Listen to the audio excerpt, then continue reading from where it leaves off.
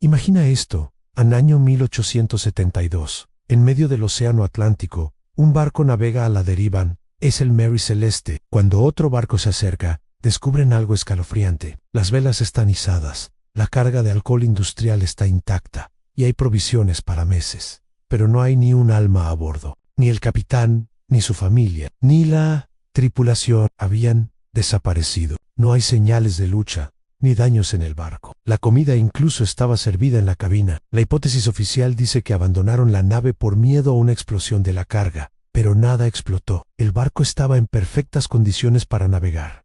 Lo más extraño es el cuaderno de bitácora. La última entrada describe un día normal, sin ninguna anomalía. Es como si, de un segundo a otro, la realidad se hubiera fracturado. Más de 150 años después, el misterio del mar Celeste sigue siendo uno de los más grandes enigmas sin resolver de la historia marítima. Imaginen esto. Están a miles de metros bajo la superficie del océano, en la más absoluta oscuridad, dentro de una pequeña esfera de metal. Son los pioneros de la exploración de las profundidades marinas en el siglo XX. Su misión es cartografiar lo desconocido, observar criaturas bioluminiscentes y desvelar los secretos que se esconden en el abismo. Pero lo que encuentran no está en ninguna guía biológica. Varios operadores de sumergibles, en diferentes misiones, y a lo largo de varias décadas, comenzaron a reportar una experiencia inquietante. No se trataba de un ataque violento de un kraken, o el encuentro con una criatura con dientes como cuchillos. Era algo mucho más sutil, y por eso, mucho más perturbador. Describían un movimiento, justo en el límite de lo que sus potentes focos podían iluminar. Una forma se desplazaba, una forma enorme, gigantesca, se movía con una lentitud majestuosa, una silueta colosal que se deslizaba en la periferia de su visión. No emitía sonido alguno que sus hidrófonos pudieran captar. No mostraba ninguna intención hostil, simplemente estaba allí, flotando. Al principio, estos avistamientos se descartaron. Los científicos y los ingenieros, a cargo de las misiones, los atribuyeron a ilusiones ópticas. El cerebro humano, sometido a una presión extrema, a la oscuridad total y al aislamiento, puede jugar malas pasadas. Podrían ser cardúmenes de peces que, al moverse juntos, creaban la ilusión de una sola masa. O quizás eran solo sombras, producto de la refracción de la luz en las corrientes submarinas. Tenía sentido, era la explicación lógica. Pero entonces, a los informes empezaron a acumularse, y las coincidencias se volvieron imposibles de ignorar. Una tripulación en el Atlántico Norte, en los años 60. Otra en una fosa del Pacífico, en los 80. Un equipo de investigación cerca de la Antártida, a finales de los 90. Tripulaciones diferentes, que no se conocían entre sí, separados por miles de kilómetros y décadas de tiempo. Y sin embargo, sus descripciones eran escalofriantemente similares. Todos hablaban de una masa oscura, demasiado grande para ser una ballena, demasiado fluida para ser un submarino. Se movía con una gracia imposible para su tamaño aparente. Y lo más extraño de todo, era completamente silenciosa, en un entorno donde el sonido viaja mucho más lejos y más rápido que en el aire. Este gigante era un fantasma acústico. Piénsenlo, un sumergible, incluso el más avanzado, es una máquina ruidosa. Sus motores zumban, sus sistemas hidráulicos gimen. Cualquier criatura marina, a kilómetros de distancia, sabría de su presencia. Pero esta cosa, se movía como si no desplazara el agua, como si fuera parte de la propia oscuridad. Los operadores intentaban acercarse, virar los sumergibles, para enfocar mejor sus luces sobre la anomalía. Pero era inútil. La forma siempre mantenía una distancia constante, como si estuviera observando, pero sin dejarse observar. Tan pronto como los focos parecían a punto de revelarla, se desvanecía en la negrura, insondable, sin dejar rastro. En los registros oficiales, estos eventos apenas se mencionaban, relegados a notas a pie de página o apéndices técnicos. Nadie quería arriesgar su carrera científica hablando de monstruos marinos, pero en un informe técnico desclasificado, un ingeniero de a bordo anotó una observación que pone los pelos de punta. De forma fría y objetiva, escribió objeto no identificado, siguiendo el vehículo a distancia constante durante 27 minutos. Maniobras evasivas no lograron alterar su curso relativo. El objeto se retiró por voluntad propia.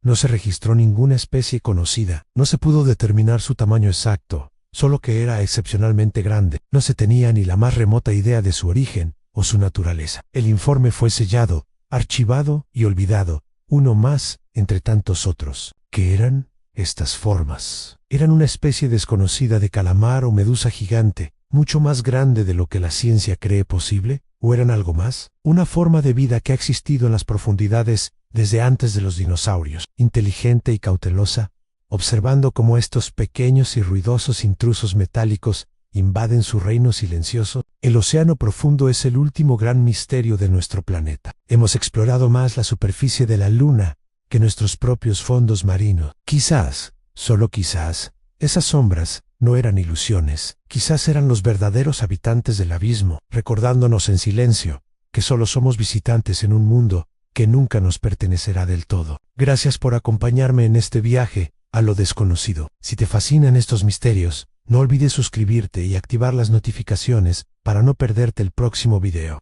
Hasta pronto. El océano cubre más del 70% de nuestro planeta.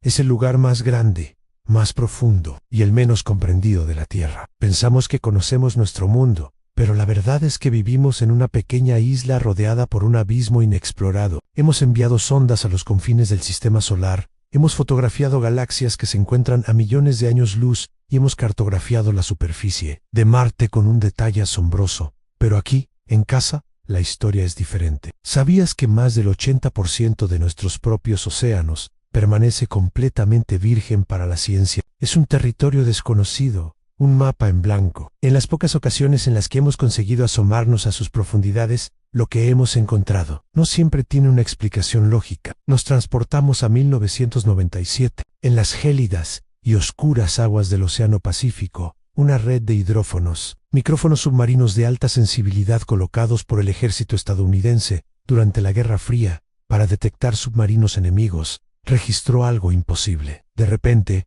de la nada, surgió una señal acústica que desafiaba toda lógica. No era un simple ruido, fue un sonido tan increíblemente potente que viajó a través de miles de kilómetros de agua, siendo detectado por sensores repartidos por todo el océano. No fue un estallido breve y fugaz, ni tampoco el ruido de fondo habitual del mar. Fue algo claro, estructurado, casi intencional. Un sonido que duró más de un minuto, con una frecuencia ultra baja y una amplitud que dejaba en ridículo cualquier otro sonido registrado hasta la fecha. Los científicos de la Administración Nacional Oceánica y Atmosférica, la NOAA, quedaron perplejos. Inmediatamente, se pusieron a trabajar para descifrar su origen. La primera hipótesis que se barajó fue la actividad volcánica. Tenía sentido. El fondo marino está plagado de volcanes y fisuras geológicas. Un evento de esa magnitud podría generar una onda sonora considerable. Sin embargo, había un problema fundamental con esta teoría. Para que un volcán submarino produjera un sonido así,